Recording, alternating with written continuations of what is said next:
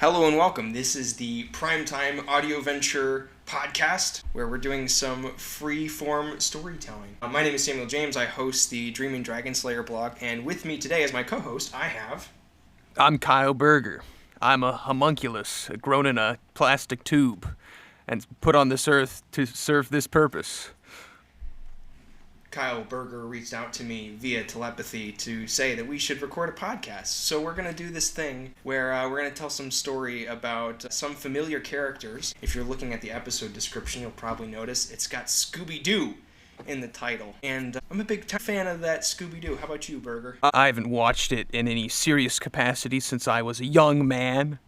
But, everyone knows what it is. It's sort of a cultural milestone of Western civilization, similar to, Xenophon's Anabasis or, the Odyssey and Iliad. Right. If you actually visit Stonehenge, you can find scrollings of Hanna-Barbera's original concept art for the gang, right? Exactly. Okay, so we have Scooby-Doo, the dog we all know and love. We have Shaggy Rogers. We have Velma Dinkley. Daphne, what's her name? What's Daphne's name? Daphne Blake, that's right. Blake, Daphne yes. Blake. And then Fred, who is just Fred.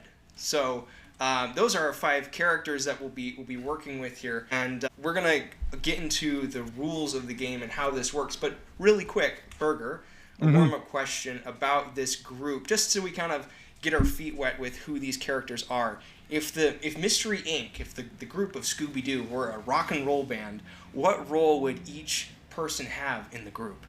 God, I feel like, I don't know, Shaggy's probably the drummer, since, he's sort of the, he's not he's not writing the songs, he's not really the rock star, but everyone loves him, right? Everyone loves the drummer, even though he's not, the primary spotlight. He's the beating heart of the institution. He's the beating heart. Well, he's also kind of a couch surfer type, too, so I could easily see him being the drummer. The old joke goes, what do you call a drummer without a girlfriend? Homeless. Got him. Well, Shaggy does sort of give off that aura, but he does have a dog. He does have a dog. Yes, that's just as good, I guess. Which he must be responsible enough to own a Great Dane. That's really true. The dog kind of feeds itself, though, doesn't he? What role would Scooby-Doo have in the band here? Gosh, in a band. In a rock and roll band, Scooby-Doo, he's a dog, so he can't play guitar. He doesn't have thumbs. even though he's done other things, I don't know. Every time they do those vaudevillian sort of like gags, he has thumbs. So, maybe he's not bound to such things. Oh gosh, I feel like he'd have to be just back in the drums as well. He'd be on the triangle. You can't trust Triangle. Scooby. Yes. Yeah, you can't actually trust Scooby to actually play a major role. Yeah, no, this makes sense. I could see him running around in the background with a tambourine of some sort when it's got the fast song. But he's obviously not just playing the tambourine. I think he's got shades on for sure. He's got the rock and roll shades probably before anybody else does. He's already got the glasses on. Yep, tambourine, maracas, triangle. Yes. Yep. I bet he could whip out a good xylophone solo when the song requires it. He can hold a few mallets between his paws. In there, yeah. All right, Velma Dinkley. Book smarts. I gotta say, I think she's on the piano. She's playing the keyboard of some sort, but usually doing the backing stuff. The stuff that's essential, but no one really appreciates. It's true. Yeah, keyboard, electric keyboard. But I feel she's one of the people that's really obsessed with the intricacies of music and will try explaining things to people, but they're already done listening. They just want to hear the band play. Yeah, they're for the vibe. And then if she has a mic, it's got to be taken away from her pretty quickly. I guess I really wouldn't know what to say. I'm not really a much of a band guy, but I couldn't really say between Daphne and Fred who would be bass or. Oh, true. Maybe Velma's bass. This is a great point. I feel like Daphne's got to be the singer. True. She can do that fairly well. She's the face of the group. She's the social butterfly character. So she could very much be the social person. Man, do they okay? Who does? Okay, so Velma may be on bass then. But I think my money for as far as music group goes, I think Fred does the tech and the lights. Mm. You know, he's kind of got that. Everything needs to be set up just right. He's the one who always sets the traps, right? Yeah. So he organizes the spotlight, and he's got the headphones on, and he's running around with an iPad, and he's pushing all the buttons. And all this hardware is, of course, paid for by Daphne's money. Yes, yeah, exactly. Yeah, it's got that old money feel. Yeah, for sure. I don't know. I really haven't watched it that much, Scooby-Doo. Is Daphne old money or new money? Do they ever go into details about where her family's money comes from? I don't know, and I don't think they really feel like the need to explain that. But anytime there needs to be money involved, it seems she's just got the cash ready. I really couldn't say. Because I don't know. Because sometimes it's like her own enterprises. Sometimes it's just Daddy's credit card. But I don't think they ever say like where exactly the money comes from. Yeah, that's true. Every time they're shown, the parents are always just going on some exotic vacation or something, or just, lounging around in their huge mansion. Yeah. I also might be like, I feel like I might be biased because I'm thinking probably primarily of a pup named Scooby-Doo when they're even younger than teenagers. Oh, what do they do in that? Their parents are it's very much a daddy's credit card sort of situation in that regard, because they're all like 12 years old. Right. So none of them have their own money. They can't have a credit card. What are they supposed to do? Exactly. Well, and I feel any expenses for the band would be put out of Fred's own pocketbook if it really came down to it. But I don't feel that he would be too proud to turn down some Daphne cash. No. Some of those Blake bucks, yeah, for sure.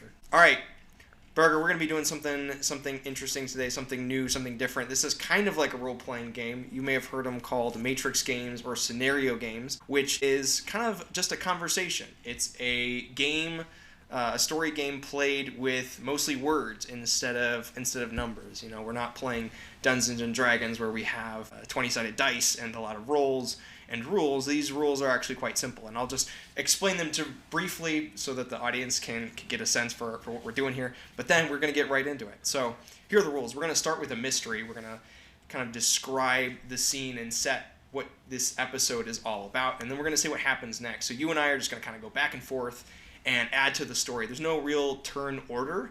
We just kind of build on the ideas, and we move back and forth. If something is uncertain, say we don't want to know exactly what happens, or we think that there's a chance something could happen, but we don't want to say for certain, we can just roll the dice. So we have a single 6-sided die. I'm going to roll on my side, and before we roll, we're going to say how likely it is going to be to happen. So a 1 is very, very unlikely to a 5 is very likely. And then if we get that result or lower, then it happens. Otherwise, something else happens, and the story kind of changes from there. And then we just finish when the mystery is resolved. So once the gang unmasks the person and they say, I would have gotten away with it too, then we know that it's time to close the curtains and time to say goodbye for this episode. And for this episode, I know you said before we started recording that you had taken a sort of a locale from an existing episode. Is the monster name also from that same existing episode, or is that sort of more left up for... Oh, are you trying to politely tell me that we're missing the monster from the cast list? No. It's right here. It's right here. I'm just saying, is this the one from the episode where we took the locale? Yes. So this is from the series What's New Scooby-Doo, aired in 2005 from an episode called Diamonds Are a Ghoul's Best Friend, and the bad guy here is called the Frozen Fiend. And yes, I think that is one of the more... It'll be interesting because, like we were saying before, you haven't seen that episode. It's been way too long since I've seen that episode, so it would be interesting what ideas we come up with what was sort of provided, how different it will actually be from what was actually aired. Exactly, yeah. We're going to kind of start our board game pieces in the same spot, and we're just going to let them go and see. They're probably going to end up somewhere in a completely different area from where the show put forward. So, all right, with that, we will begin. So the premise here for this particular episode is when the gang goes to Russia to watch the Moscow Invitational Hockey Tournament, they encounter a ghostly hockey player known as the Frozen Fiend. And so we have a couple locations to start. But Berger, do you mind setting the scene for us and where we begin in this Moscow Invitational Hockey Tournament? Oh, I can, of course. I imagine we're starting somewhere in the ice hockey complex itself. Sort of a tournament-style thing. There's a bunch of different teams here from all across the world. The gang is, of course, donning their USA support jerseys and such, as they are Americans. For this scenario, I have to imagine that one of the gang is a hockey fan of some sort. Because usually in these scenarios, when you start out a Scooby-Doo episode, the gang has to be somewhere doing something, and it's usually one of them who is like super into it, and the rest just sort of came along because they're all very good friends. Yes. So in this case, everyone's just sort of in this ice hockey complex. There's a couple, it's a tournament, so there's a couple games going down on the ice, multiple ones at once. They're watching a specific one. The teams are warming up. The gang is all sitting in the hockey rinks, and I'm not really sure which of the gang would be the hockey fan. So we could either do something like where it's sort of easy to say it's Fred, or maybe it's Shaggy. Or we can do a sort of subversive thing where we say, oh, Velma loves hockey. Like, all her other interests are all very, like, analytical and bookish, but one thing that just, she loves hockey. Yeah. Let's go. I like that direction. Let's go a little subversive on this. I think Velma can be very pro USA in this environment here. She's all obsessed with the Russian history, of course, and everything involved with that. But I think that she really wants USA to win. That'd be a fun version of Velma. I think she knows all the players' names. She's got them all jotted down in her notebook. And I think she's actually going over the count of the players as they're warming up. She's looking and seeing who's going to be on the rink and who's just warming up just to be on the bench. So she's kind of looking through and analyzing the team's strategy to start and who the starting players are. And I think she's just all in on it. Where are some of our other characters? I imagine Shaggy and Scooby are maybe getting a snack already.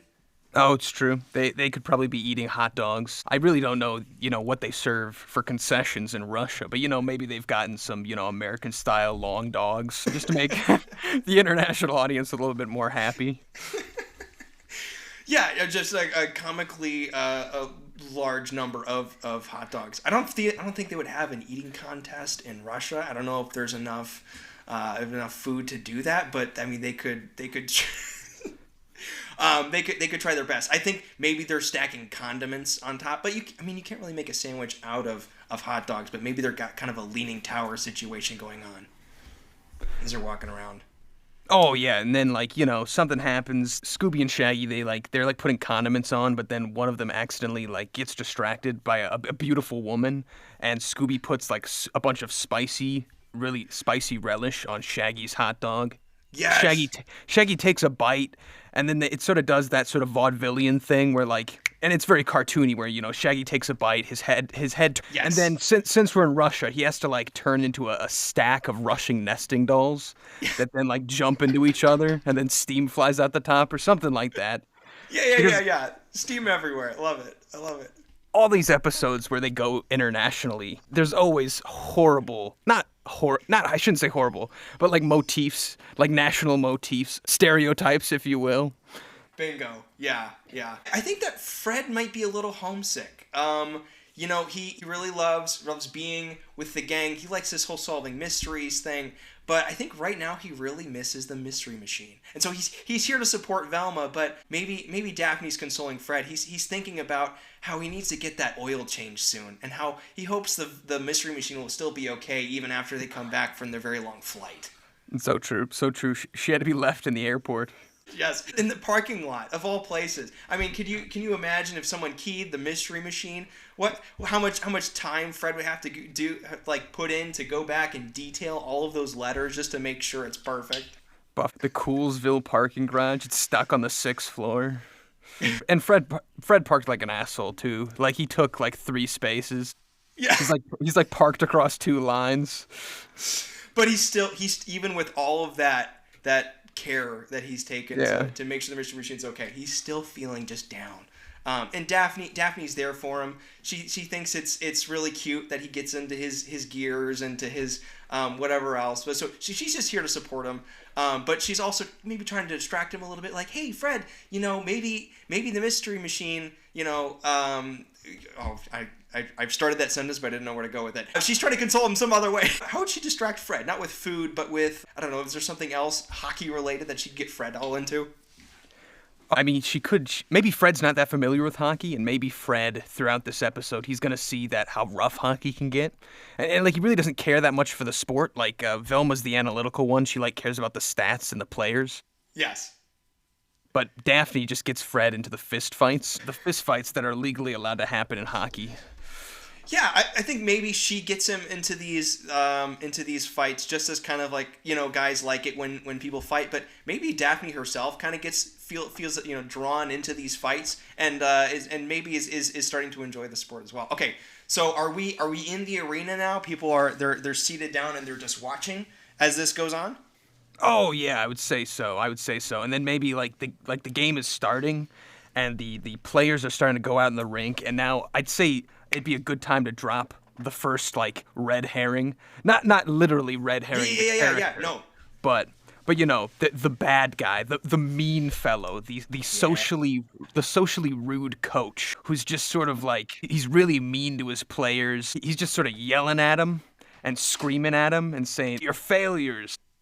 Yeah. Well, I think Velma would know immediately that that's not the head coach. The head coach is sick. This is the assistant coach.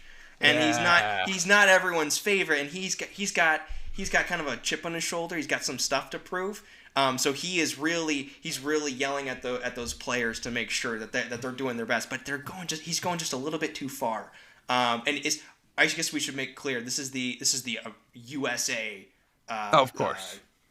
Coach. Okay. Yeah. Who's the assistant coach, and his name is of course Henry, not Ford, but something else. Henry Dugan.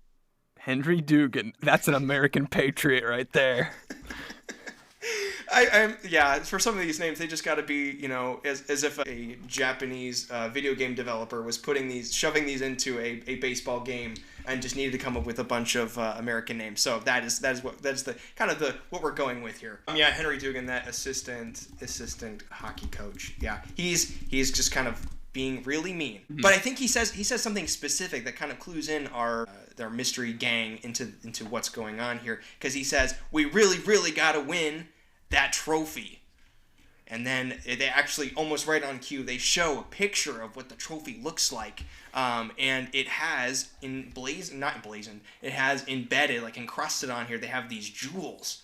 And it's the Moscow Hockey Cup. And he seems really adamant that they need this thing because it's worth a lot of money.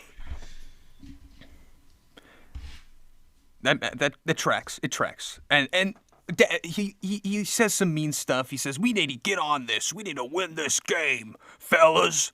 And then, Daphne can hit us with a, "Who's that sourpuss?" And then Velma can sort of explain who this guy is, his entire background. She basically doxes him. She lists his address. She knows everything about this team. Yeah. Yeah, no, for sure. Okay, and then let's see also, I think the game's going pretty rough for the Americans. I think that the Russians are maybe playing a little dirty. We have the Russian team captain, whose name is Nikolai, who pushes a team member out of the way of the USA and kind of kicks him just when the refs aren't looking, and kind of like maybe gets him with the blade, and people are kind of booing at this. And of course Velma sees all of this, and she's getting really upset with the refs. And he is another character that could possibly be one of our suspects. Yeah, bad apples. What a jerk. All right, what happens next? I mean, at this point, we're sort of sitting here. They're in their element, and at this point, it's usually around the time when the monster shows up. So I imagine, like, right after this foul, the Russian captain sort of like flies up. Like, the refs are sort of deliberating, and then actually. Let's say you were saying that Velma was getting very angry at the referees. Yeah. So maybe she sort of loses control of herself. And I mean, usually she's a very sociable-minded person, but hockey, it brings out not the worst in her, but a fighting spirit. And she sort of like goes out there And she like hops onto the ice. There's just sort of a lull. There's a big punch out. The refs are deliberating. She's mad at the refs. She hops out on the ice, and she sort of slides out there, almost falling over a couple times. And then as she sort of like slides up to the refs to sort of like wag her finger, the refs sort of look at her, very dismissively, because what the heck is an audience member doing out on the ice? This is so unprompted. But yeah. When they look to her, she sort of like rolls up to him, wagging her finger very threateningly, and suddenly the refs, they just look at her, and all the color drains from their face, and they're just terrified. And obviously the gag being that they're not actually terrified of her, but they're terrified of the spectral apparition that has appeared behind her. In this case, she thinks that she's really what for about their crappy job that they're doing on calling these fouls. Yeah. And so they are looking over her shoulder, and they're seeing the Frozen Fiend emerge onto the rink. Is that what we're seeing here? Yeah. No, it's some other ghost. Yeah, Frozen Fiend. All right, let's get a look at this guy. So it's this balding, wrinkly, like pale, like blue creature in a just this giant pillowcase, right? But stripped and just gross and grimy, kind of floating through the air, and is actually just trying to cause havoc. It takes the goal, the nearest goal, and kind of throws it across the ice. And I think people are drawn in. Some people are really drawn into this scene, and other people start screaming because they're like, "What is this person?" And I think it's a rather large and imposing character that we have here. Mm-hmm.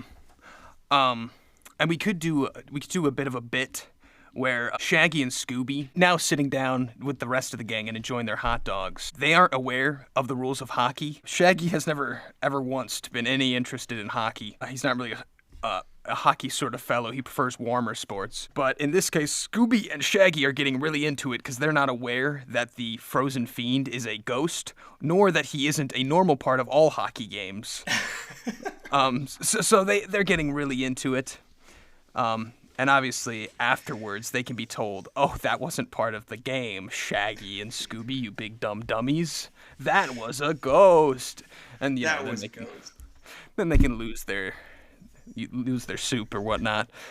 But yeah, that works. Okay, so people are frightened. Shaggy and Scooby are kind of just completely not really aware of the rules of hockey. Fred and Daphne, I think they realize something's up, and they're looking around because when people are leaving and the hockey players are running off, I think someone also gets injured in this, like a player or two. When the goal gets thrown, some people are knocked down, and it sounds like there's all sorts of Russian security suddenly needing to arrive on the scene, because this is kind of an international story. If the game gets canceled. And I think that a lot of people are getting up to leave. The game is put on pause as this happens. What kind of destruction does the Fiend cause besides that? And I know it's going to be enough to get this game like paused or canceled. But postponed. Yeah, for sure. But is there anything else? Any other sort of damage that this thing does, or just kind of flee the scene? I'm going to say it breaks a lot of ice. I'm going to say it breaks a goal, and it breaks that goal onto the head of the Russian captain who did that foul before all this happened. Nikolai, as some of the Russian cheerleaders scream. Do they have cheerleaders in hockey? Oh well, these ones do. I don't think they do, but that would just be great. It would make no sense. They're hockey cheerleaders. They wear winter coats because it's cold in there. Yeah. No, that makes sense. All right, and then I think that the Fiend is gonna make a dash for it. So they're like the Russian security kind of all gang up. There's three guys all against this one Fiend, and then all of a sudden the Fiend flies up as they all kind of crash in towards the middle, all comedically bonking heads as the Frozen Fiend floats away. Woo! Does the Frozen Fiend have any like parting words? I feel like there's got to be some sort of pun or something that this thing can make as it flies away, but maybe I'm just grasping where there's nothing. Oh, I mean, like, does he even talk? He just kind of scream at them.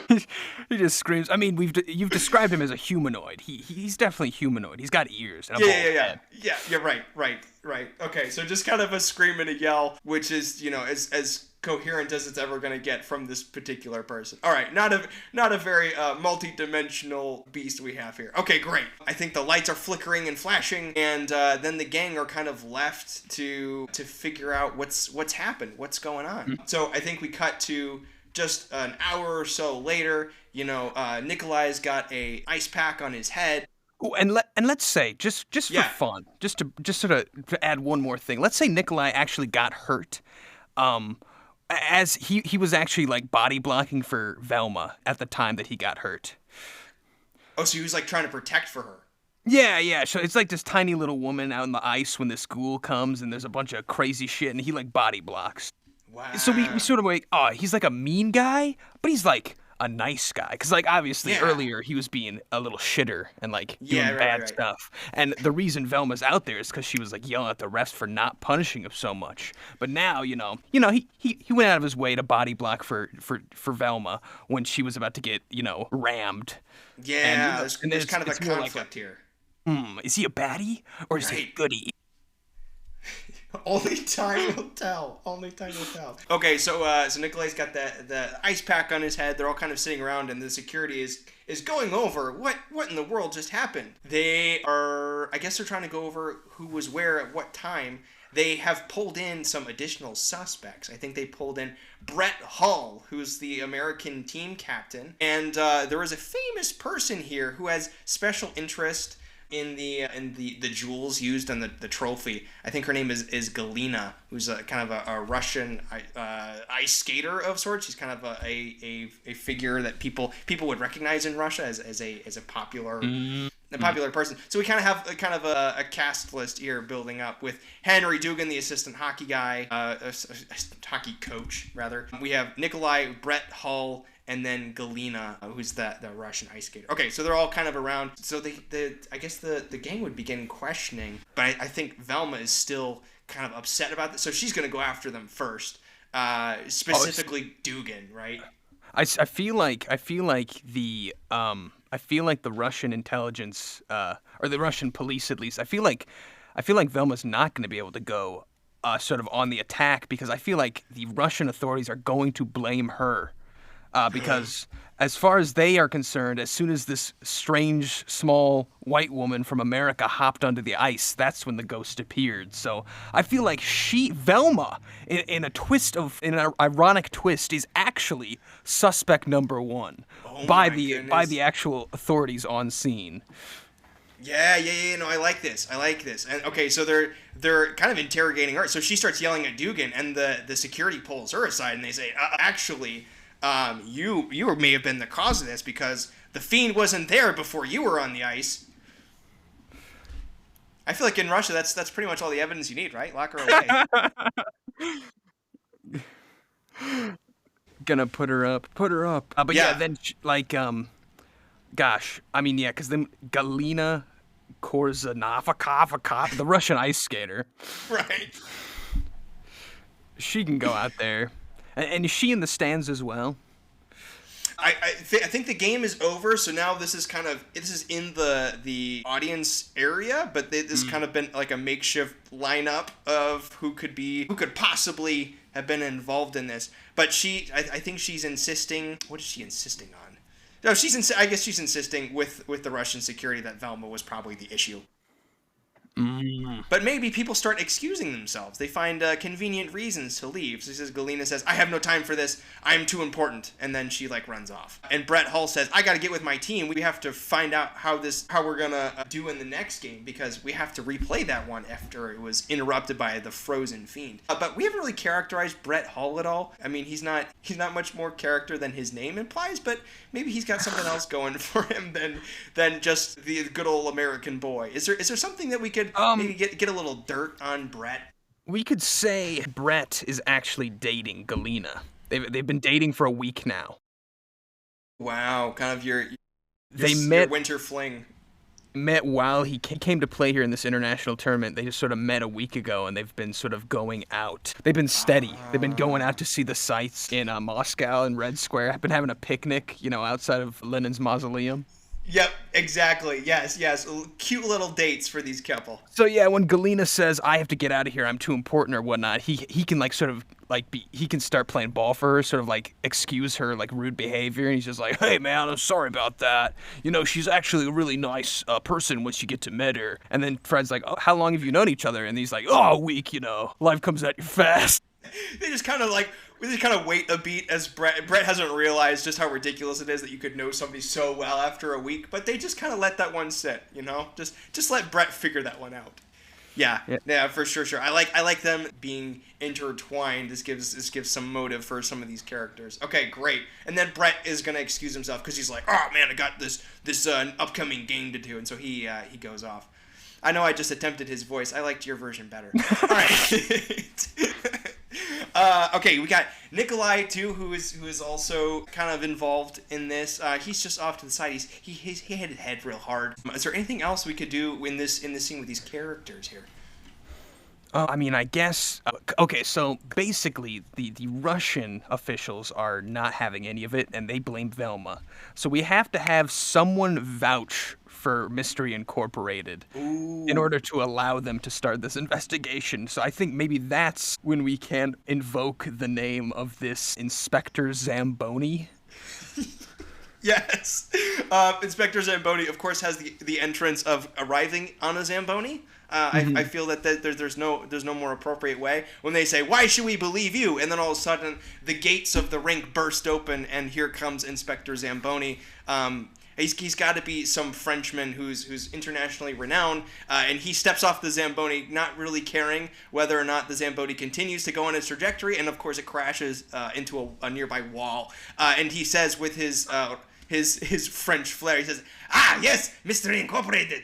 And he kind of insists that these are international heroes, and he puts a newspaper clipping that he just happened to have. No, he pulls it up on his phone. He pulls up on his phone how important these guys are, and they actually saved Paris from the the fell beast of Versailles. Of course. That's what we're gonna go with. And I would like to add just one more thing to that sort of image. When he lets the Zamboni sort of loose and it crashes, he blames it for. He says it's a Russian piece of garbage, and that his Zambonis are much better.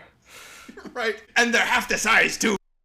So he's actually a Zamboni designer. Obviously, the Russian Federation has not actually acquired, like, he's a respectable figure within hockey itself, but the Russians don't actually buy his Zambonis, so that's he calls their Zambonis that they use for their complexes pieces of trash.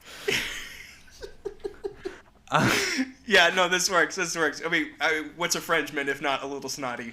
Of course. And about his Zambonis, I think Fred is also kind of he wasn't as interested in hockey with the whole fighting thing, but now he realizes that there are machines on the ice. Maybe this has reinvigorated his love for the sport.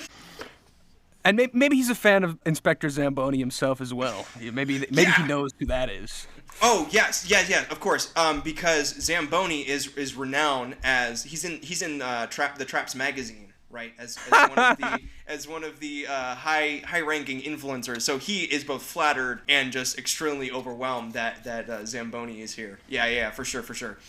Okay, so this gives us just enough leave. The Russians say something along the lines of, you have 17 hours to prove your innocence. Otherwise, we're taking Velma Dinkley in and throwing her in whatever. Siberia, of course. They're going to throw her in Siberia for something this ridiculous. Of course. This is an international scandal at this point, so they can't have that happening. I mean, yeah, the Gulag system hasn't existed since de-Stalinization, but a small version of it exists for hockey-related criminals.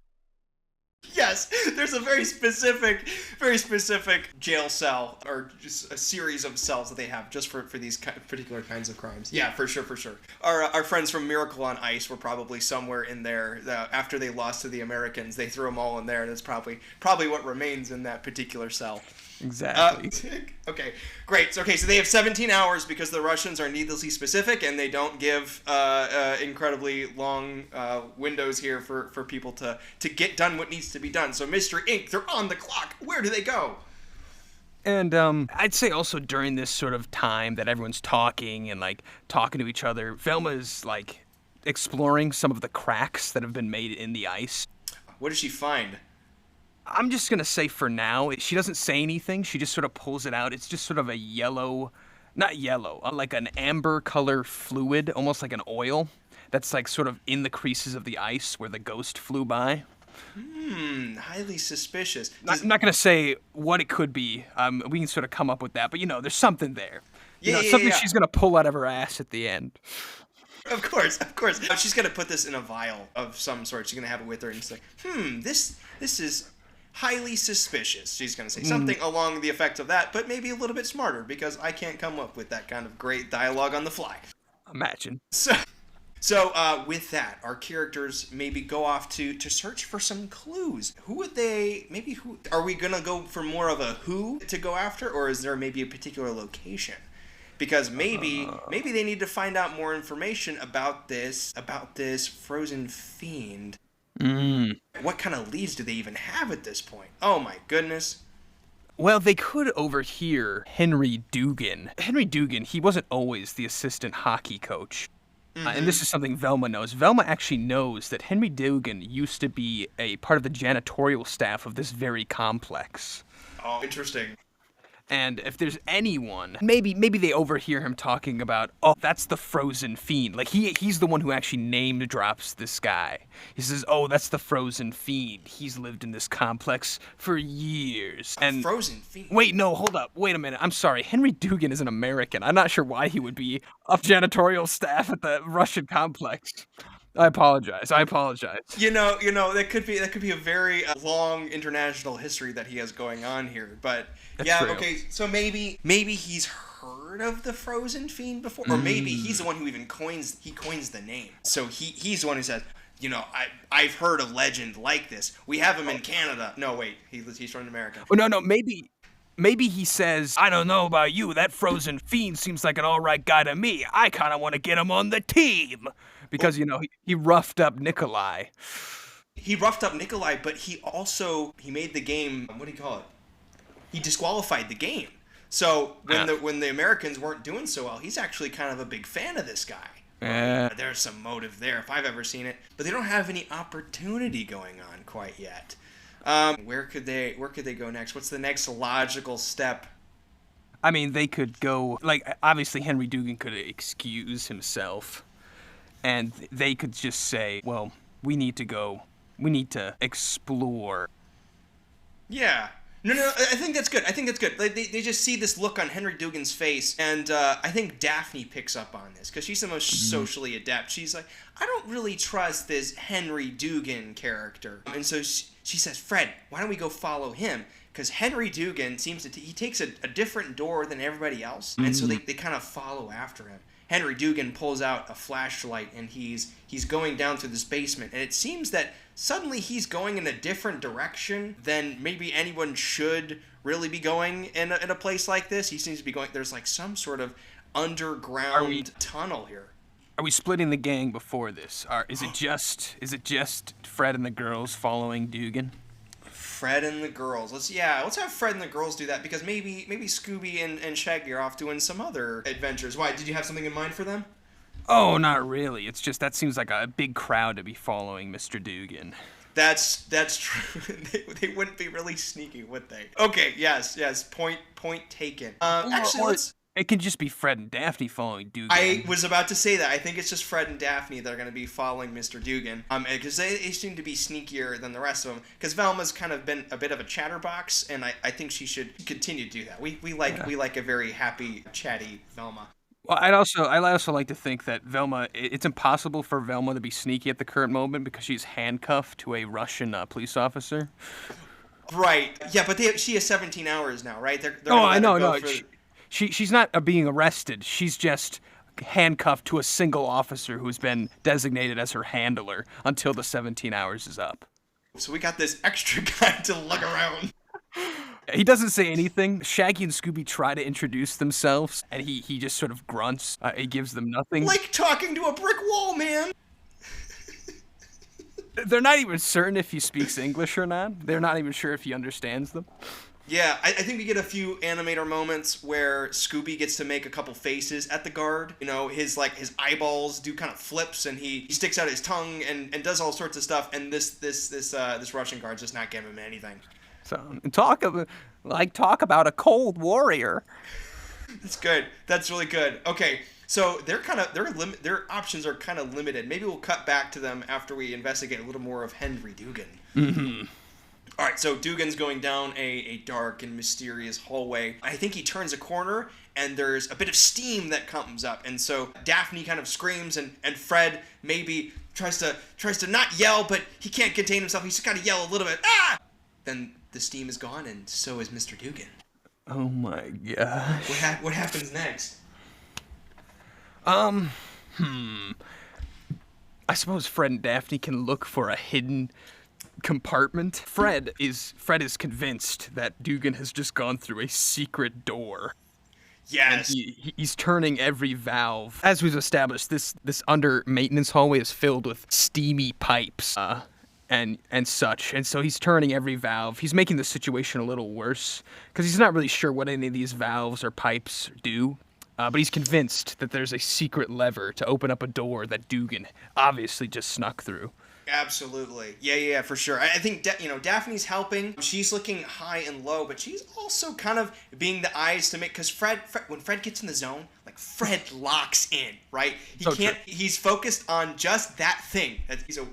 But Daphne's his eyes and ears, so she's looking down the hallway, she's looking back, just making sure that no Russian or American or anyone who's interested in that trophy or this whole operation is getting involved here. So she's kind of watching out. But Fred is locked into what he's doing, but I think he's also maybe talking a little bit with excitement about this Zamboni guy, because if he's really impressed with their work, he said, you think, Daphne, if we catch the Frozen Fiend and use a really good trap, we could even be featured in Trap Magazine. Wouldn't that be great? And Daphne's kind of got this, Fred, and she keeps looking back and forth because she is not a big fan of these tight spaces, and if the Frozen Fiend comes, she knows that there's going to be trouble. Yeah, and I'd say while she's sort of sitting there, paranoid, sort of scanning around, like I said, Fred is turning all these valves. He's making the steam situation even that much worse. Basically, it's just a fog machine at this point. And as she's sort of eyeing around, trying to see if the fiend is there or not, a huge shadow just emerges from the mist, and Daphne does like a flying axle kick, or yes. Whatever. Completely by instinct, right? She just does this stuff. Yeah. And she does a flying axle kick right into the skull of Brett Hull, American team captain. Oh no! What the heck, man? And he's just like flat. He's on the ground. He's unconscious. Yeah, of course. Yeah, Daphne has no idea just what she's done here. Do we want to say he's fully unconscious, or does he just say he gets tossed to the ground? Okay, sure. Because then he can know who knocked him out, right? Yeah, well, because I'm not going to... see, I was going more in the direction of, like, he's going to come in here, and he's going to say... I was more building towards... I sort of see where you're going with the whole, like, oh my gosh, Velma's blamed for the fiend hurting Nick. Right. And now we've already played this card. Yeah. But I was more going for the fact that she was going to kick him right in the side of the head, and it was barely going to do anything. Just to show how durable this hulking man is. Nice. And then he can say something like, "Oh, sorry, I heard some girlish screams down." Wait, he's an American. He's American. he's Sorry American. Sorry there. I heard some girlish screams down this hallway, and I thought it was Galena. I couldn't find her. I can't find Galena anywhere. That's his only motive now, is to find this woman that he's dated for a week. Yeah, listen, he's love struck. Yeah. Well, who wouldn't be just totally head over heels of a Russian skater? Yeah, no, for sure. I think Fred has now figured out some valve right at that moment, right? Because it opens, he says, got it! Of course, Fred has missed this entire exchange. He has no idea what's going on. It's just him and this lever and the possibility of being featured in Trap Magazine. He's not aware of this. So he opens this up and he turns to Daphne and goes, "Oh, hey, Brett." And this side thing opens up. Yeah. Okay, what happens next? I'm kind of curious if Dugan's actually in here or what's going on, but I'm along for the ride. I mean, at this point, like, oh gosh. So I think maybe Brett wants to join in on this mystery because he's like, do you think Galena's down here? That's fair. That's fair. Yeah, Brett's like, oh yeah, maybe Miss Galeen is down there. And yeah, and like I mean, Dugan's his coach, so I mean he's probably curious if they said they were following Dugan. Yeah. Okay. Let's say they make mention of that. They said, do you trust? How would Daphne put this? Because I think she's gonna try and kind of coax an answer, not an answer out of him, like she's trying to lead him a certain way, but she wants to know how trustworthy is this Henry Dugan character? Could he in fact be a Russian operative? Oh, and So then she said, go ahead. oh yeah, sorry. And then he says, I trust Dugan with my life. He's the one who introduced me to Miss Galena.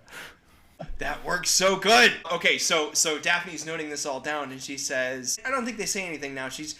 Well, a more socially adept person would say more and have some follow-up questions to that, but I cannot think of what those questions would be, so I'm going to pass.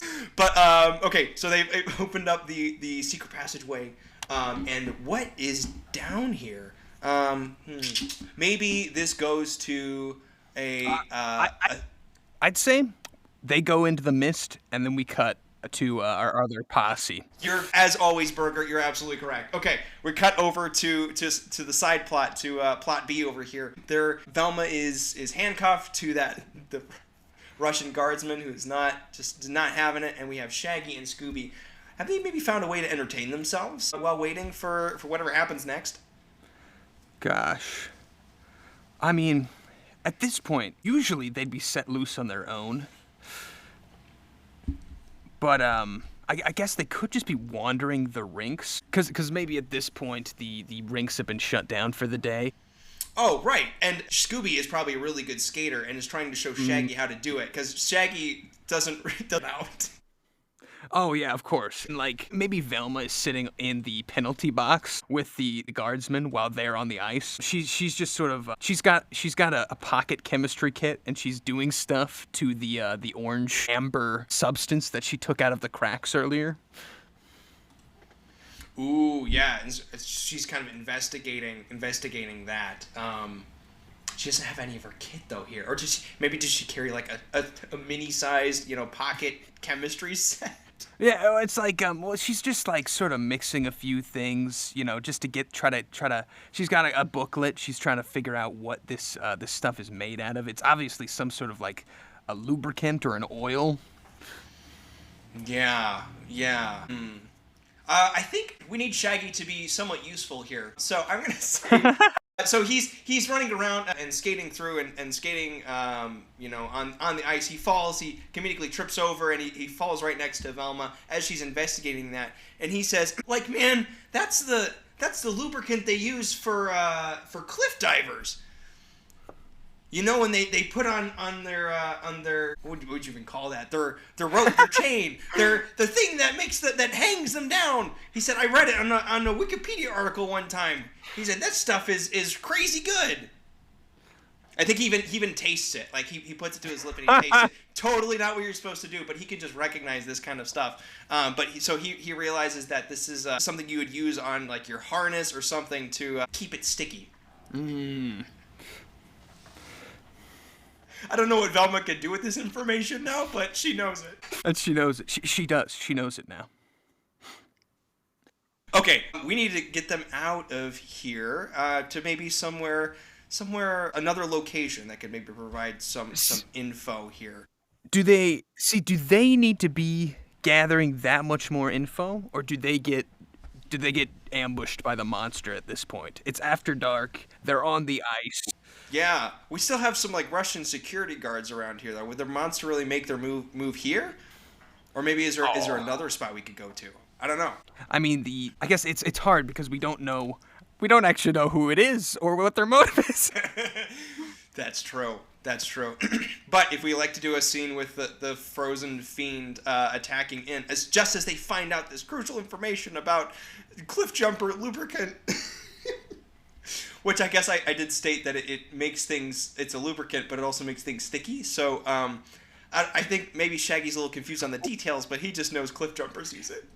As Shaggy's describing this weird amber lubricant that helps cliff jumpers and is famously sticky, That's when, like, as he's sort of sitting there on the penalty box talking about it, that's when Scooby is like grabbing he's like sort of, ice skating around doing tricks.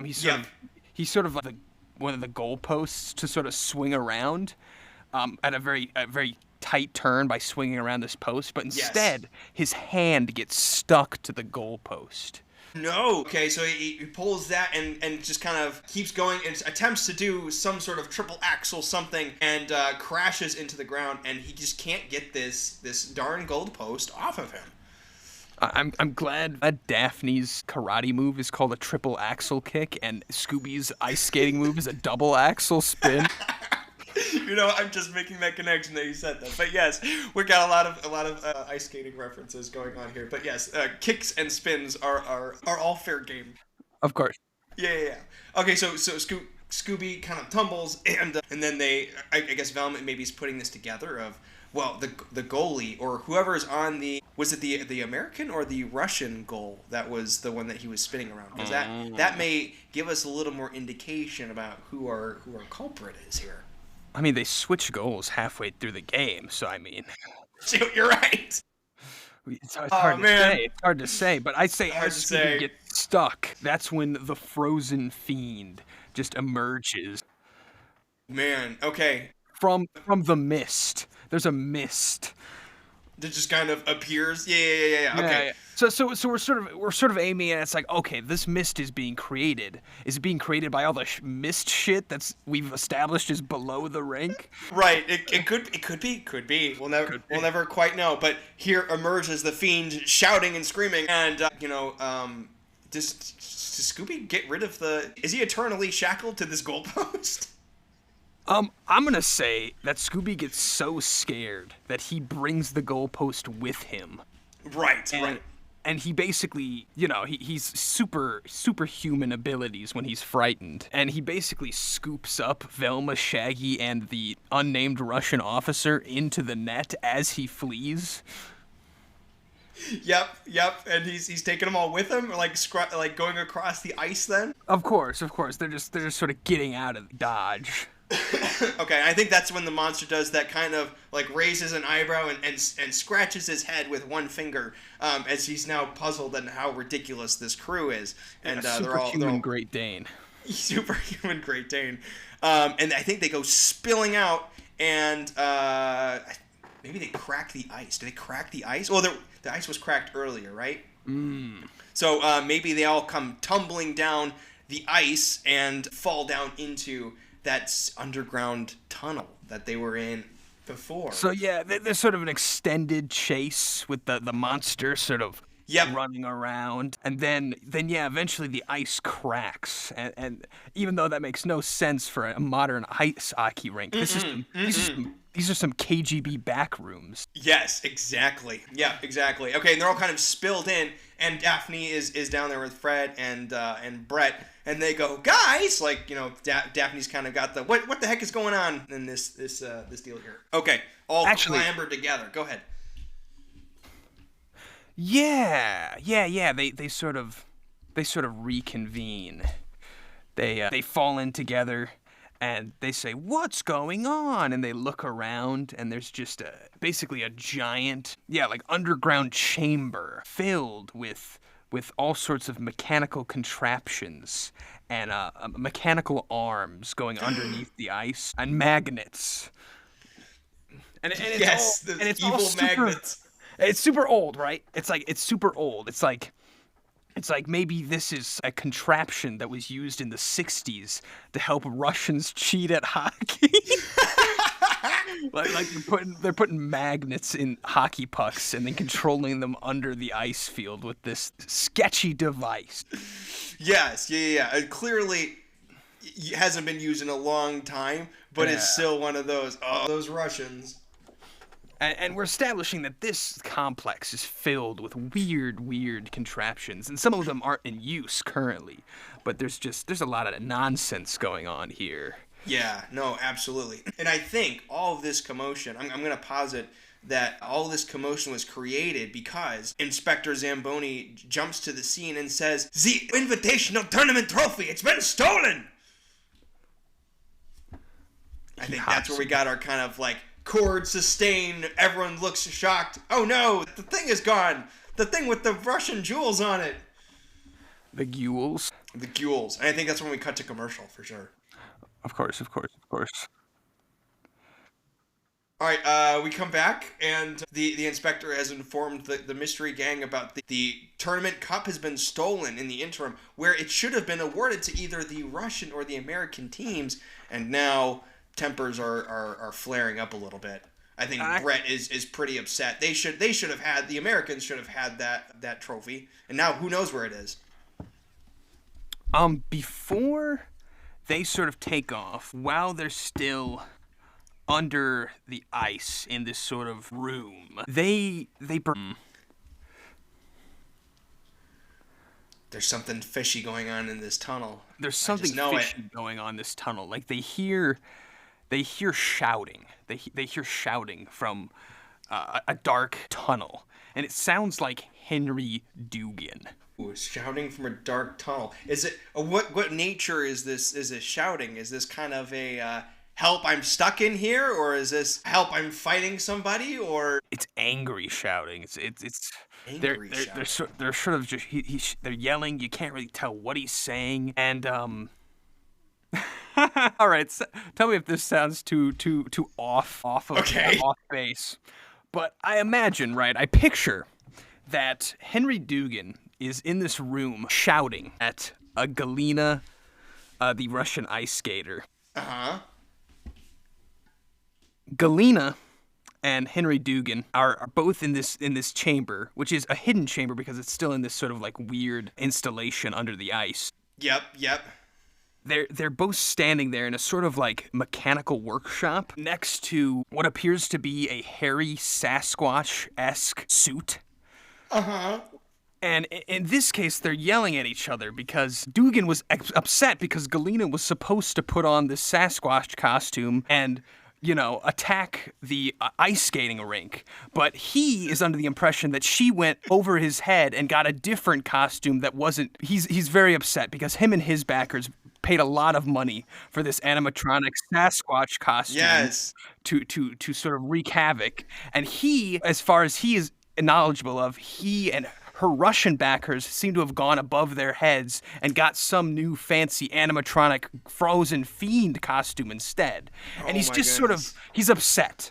He's just sort of chewing her out. Yeah. I don't know if our Y7 audience for this TV show will quite understand what's happening here, but it's clear that they were supposed to be in cahoots and they were supposed to get this whole operation, but they weren't able to, and they're both kind of upset with each other. And I think Galina maybe she even makes some comment about how ridiculous this costume is. That's when they appear on the scene.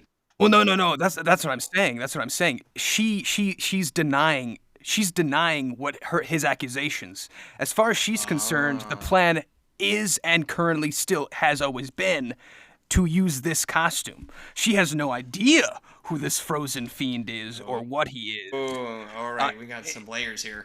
In this case, Dugan is accusing her of being the Frozen Fiend, but she's denying it and saying that she's not gone above his head at all. She has no idea what's going on. Oh my goodness! Wow, so many layers. Okay, so where do we go next? Because if the mystery gang appears on the scene, sure. They open the door and they say Dugan, Henry, and Galina. They all kind of say, of course, in unison. Of course. Then they would feel kind of like stuck in the act, right? And Henry would feel the need to explain himself or come up with some story real quick because he's been put in a spot for sure. So true. I guess he can. Do we want this to be something the mystery gang? Yeah, I guess they see it, and then Henry Dugan and what's her name, Galina, have to sort of explain themselves. Are they going to admit to cheating? Or attempting to cheat? That's the point. That no crime has actually been committed by them. They were planning to do something very Scooby-Doo-esque in that regard, but someone has beaten them to it. To the punch. Okay. All right, so I think then maybe it's time for the gang to set a trap then. Because I think maybe it's come down to, okay, it's none of these people. I think we were all wrong. And Fred turns to Zamboni and says, "Get your camera ready, Inspector." He said, "We got a trap to set." Because I think they're just going to cut to the chase, and they're going to try and set something for this Frozen Fiend. Because, the cup is still stolen. The cup is still missing. So now we have Henry Dugan and Galena have they've sort of need to help the gang at this point to prove that because right now they are new suspects number one, because they've sort of been caught red-handed planning to sort of interfere with the hockey complex. Right. But now they sort of have to prove their own innocence, because it's not just the mystery gang who saw them. Velma's pet, Russian police officer, has also seen this. Right. But he remains nonverbal. Right, he just kind of points. He just looks stoic. He just continually writes things in his notebook. Right. Okay. Well, then I think we may need to reverse course on one thing that I said, which is I don't know if the tournament cup should be stolen then, because we may need that as the cheese for this mousetrap. Exactly. So maybe Zamboni ran on the scene for a different reason. We don't know here. Maybe Zamboni didn't come. Maybe Zamboni. Yeah. Because he just sort of showed up. So maybe he's still aloof. Okay. Yeah, he's still running around trying to fix up a Zamboni that actually works and is not this Russian trash. Okay, so the trophy is still good. I think what we're gonna have maybe is do we cut to the final matchup of the American versus the Russians? Mm. And have this, because it seems that the Frozen Fiend is going after this jewel encrusted it's trophy true. cup here. We could retroactively make the first attack sort of focused on the trophy, because we sort of didn't. Yeah, there we go. Yeah. We could sort of retroactively make it like, oh, he tried and failed. But now they're gonna make it really easy for the Frozen Fiend to try to get this thing. So maybe they have it now where they've convinced the Russians, like, hey, we're going to set this trap for them. Let's get everybody back in here, and we're going to do this game once and for all. Kind of an impromptu game to settle this, and they're gonna set the trap here for the And I think part of the trap is going to have to be, so we can sort of incorporate some of these random elements that we've thrown in. Please. Part of the trap is going to be the Sasquatch-esque animatronic suit monster. Yes. They're going to shave it. Shaggy and Scooby are going to shave it with buzzers, like barbers, very comedically. And then they are going to dress it in Brett Hall's uniform. Yes. So it's one of the players? Yeah, because Brett's the only one big enough. Because this animatronic Sasquatch is the only thing strong enough to grab this fiend. And so basically they're replacing Brett Hall on the American team with this animatronic Sasquatch, which has been shaved.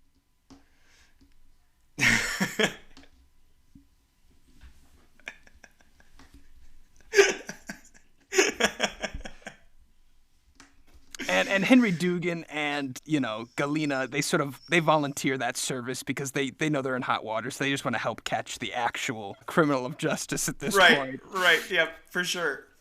So looking at our cast list of what we have here, I think we may have backed ourselves into a corner where there's only one person kind of left here for it to be. Is it that person, or are we going to say in a comedic twist it's someone completely unrelated?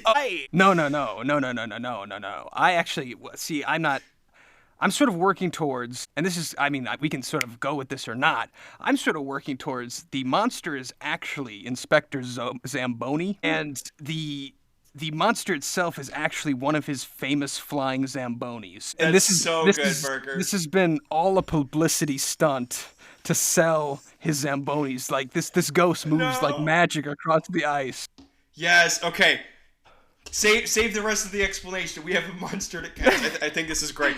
Okay, so we have this big setup with all the Russian teams, the American teams are all suited up, and we have this animatronic Sasquatch that is playing for the Americans. Of course, yes. He's replacing Brett Hall because Brett Hall's the only one with a big enough frame to be replaced by this animatronic. Right. Because we've established he's a large, corn-fed American boy. That's right. Citizen of a flyover state. Absolutely, absolutely. So then the trophy is placed in the middle, and I guess Velma is actually going to be the ref this time. And she's kind of in there in the ice, and she blows the whistle for the game to start, and players begin moving. The puck is passing. People are moving back and forth. Nikolai is also out on the rink as well. He's kind of got his injured head. He's got he's kind of got an endurance look to him. He's persevering through everything here.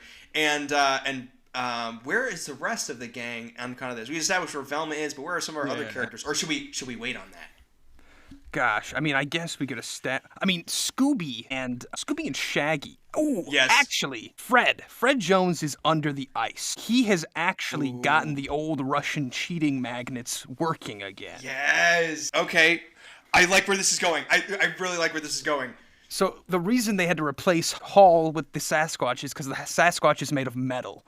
And the only way for the Sasquatch to keep pace with the Frozen Fiend is if they put the magnets under him and shoot him across the ice at fucking Mach 5. That's okay, great. All right, perfect. So Fred is coordinating this he's like doing this via radio? How does he? He's under the ice. Like okay, I got you. He's dusted off the cobwebs. He's sort of used his knack for mechanics to get the whole operation up and running again. Right, and he's kind of got this joystick thing in which he's moving the magnets across the ice here, and getting all this going. Okay, fantastic. And then, where's the trophy? Because I feel like that's fairly important. Maybe it's hanging just low. It's like just below the Jumbotron. Is kind of hanging over for the players. So that like way... a disco ball. Like a disco ball. That way a frozen flying fiend would have relatively easy access to come swooping across and steal it. Yes. Okay, so I think that's when the Frozen Fiend shows up. Actually, I do want to establish where are Daphne and Scooby and Shaggy. Because I feel like, as always, is great comedy with the Scooby-Doo franchise, we can have a cross-dressing gag with Scooby and Shaggy as the Russian and American cheerleaders. I feel that they would do a great job of running a cheer and just kind of hyping up all the people that are involved in this scheme. Yeah. Daphne could be trying to help them because she actually did cheer and she knows what she's doing, so she's trying to help them. Like that's true.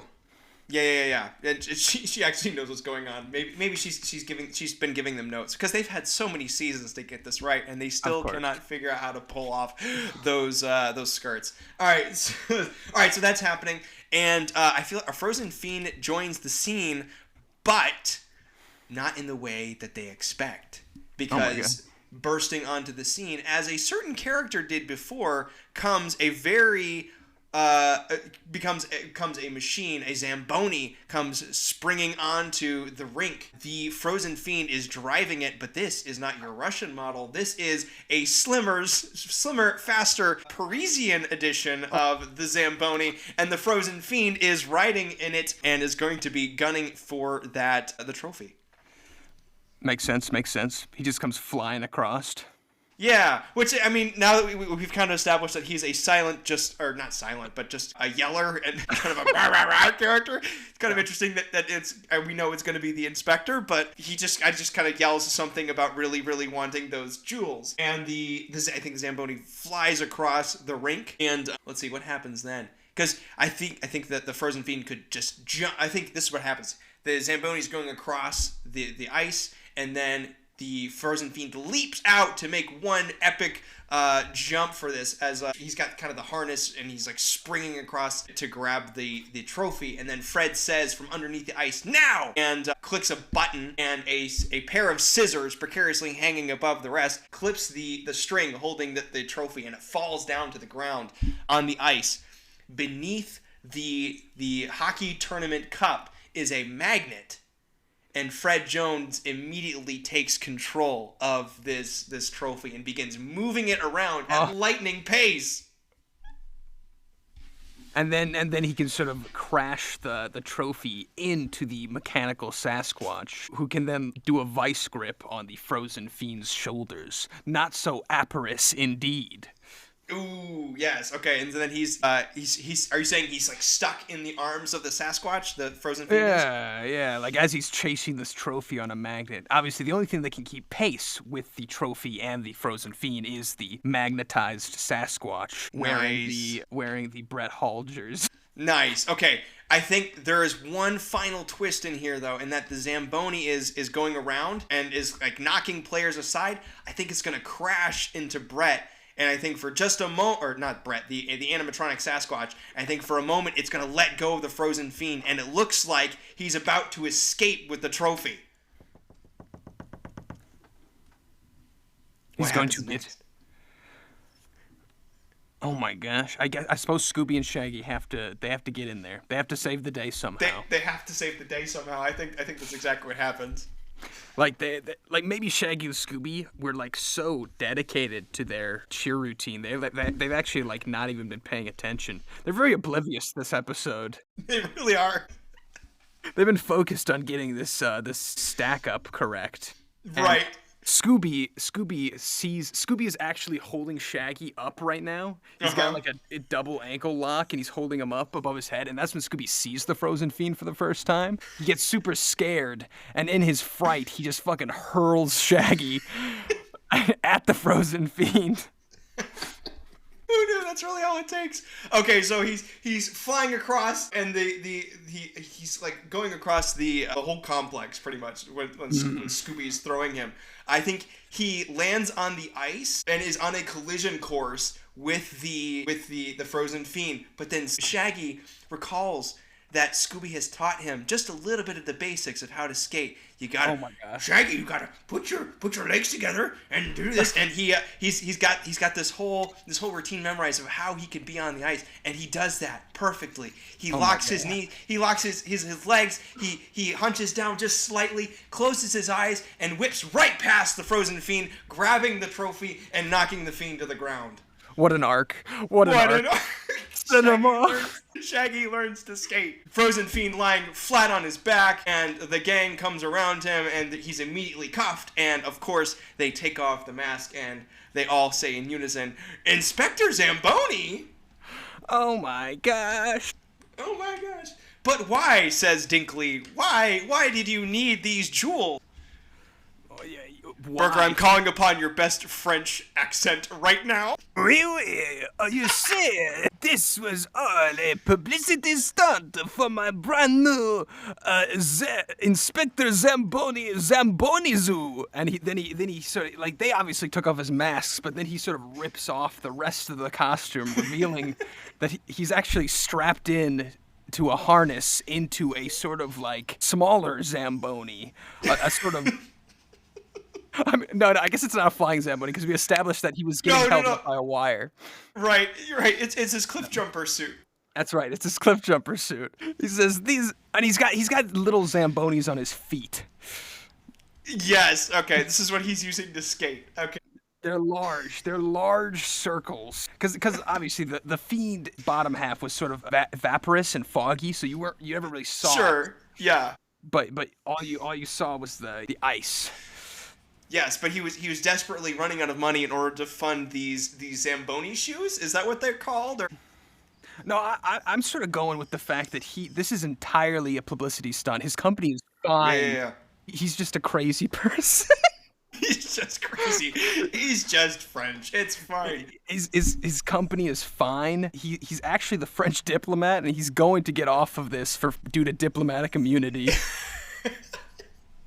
He's just an insane person trying to promote his new hockey shoes, and then he's sort of explaining himself, and he's just like, I wanted you to see the marvelous way my Zamboni shoes leave this rink. And then everyone sort of realizes that the rink is beautiful. It's even cleaner and smoother looking than when they started the game. And all because of the Zamboni. Of course. And then it's, I don't know, it's like revealed that maybe retroactively Velmo was given these tickets at the very beginning. They had actually been gifted these tickets by an anonymous person over the mail, and it turns out it was actually Inspector Zamboni. because he wanted to be Oh. unmasked by Mystery Incorporated. Incorporated. And so, are they going to give him the pleasure of taking his picture and showing off to the world that they solved yet another mystery? Or do they leave this one quiet just to stick it to him that he can't get his publicity? Oh my gosh, you're right. Oh my gosh, you're right. What a twist! Oh my gosh. Or do they just send him off to hockey prison? Oh wait, he's immune. He's immune to diplomatically immune. Man, this is really quite the. Wow. Man, he came up with a really great plan for this because they can't they can't give him the publicity by saying that it was him. So there's really no way to get around this. Clearly, this Frozen Fiend caused this whole thing to begin with. It's true. I mean, he's going to prison, but he's probably gonna get out. He understands he's going to prison. Yeah. Like I said, he's a bit of a crazy person. Yeah, absolutely. Okay, so we can ship him off to the Russian jail meant specifically for hockey-related crimes. He'll just be yelling from behind the bars, saying, "I would have gotten away with it too if it wasn't for you meddling kids." No, he actually says, "And I got away with it perfectly thanks to you meddling kids," because it was all part of his plan to be busted. Right.